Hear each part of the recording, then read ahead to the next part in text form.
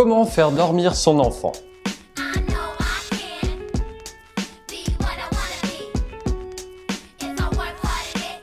Bonjour et bienvenue dans Kids Up, le podcast pour le bien-être de vos enfants.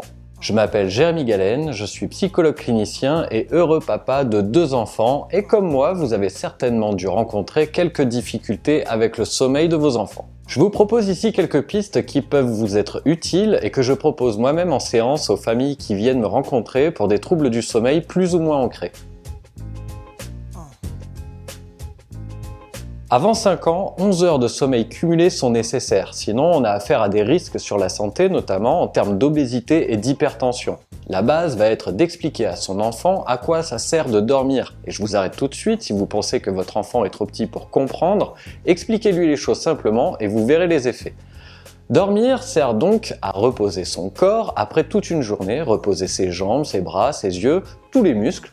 Dormir sert aussi à mémoriser les apprentissages de la journée et ranger les souvenirs pour s'en rappeler plus tard. Et troisièmement, dormir sert chez les enfants à grandir. Durant le sommeil, les os peuvent grandir et la peau s'étirer. Gardez cet argument pour la fin car il y a de grandes chances que ce soit cet argument qui intéresse le plus votre enfant.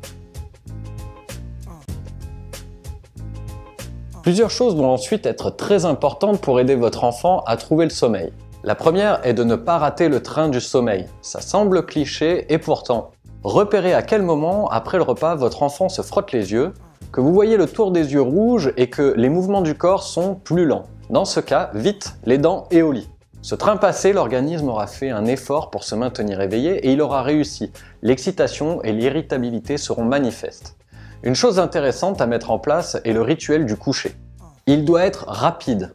Faire le tour des personnes de la maison à embrasser, brossage de dents, histoire, et dites bien avant combien d'histoires pour qu'il n'y ait pas de négociation possible avec votre enfant.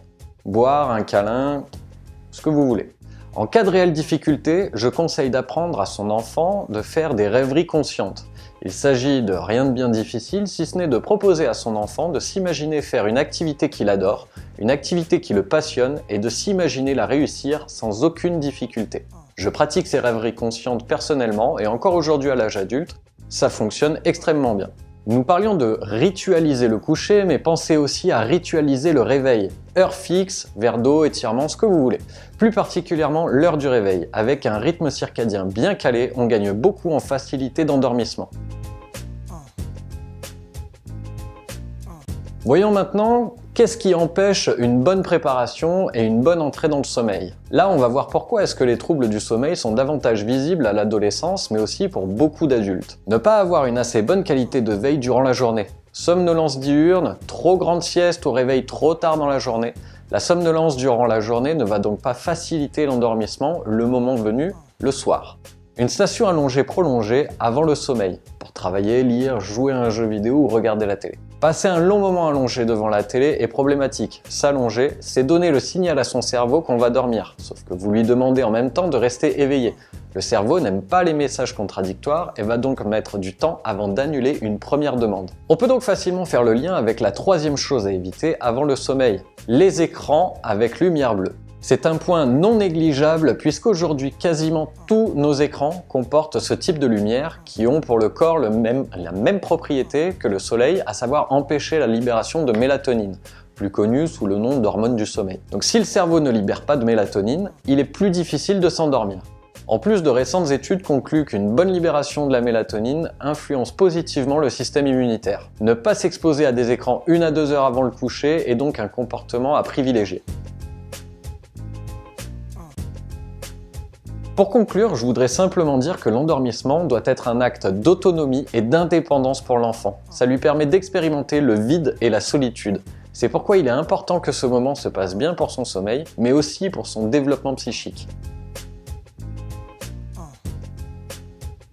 Certains enfants font des rêves redondants ou ont parfois peur de s'endormir car ils ont peur de faire des cauchemars.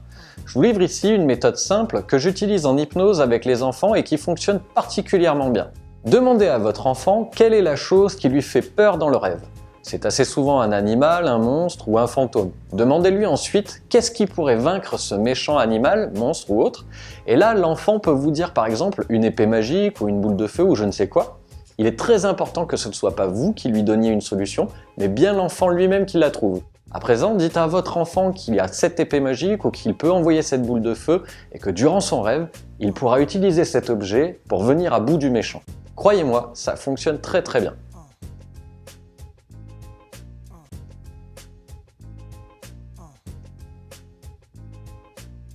Cette vidéo est maintenant terminée. Je vous laisse en description 3 livres importants que vous pouvez lire pour aller plus loin sur le sujet et avoir de meilleures connaissances. Sur ce, si vous pensez que ce genre de contenu peut aider quelqu'un dans votre entourage, n'hésitez pas à lui partager cette vidéo.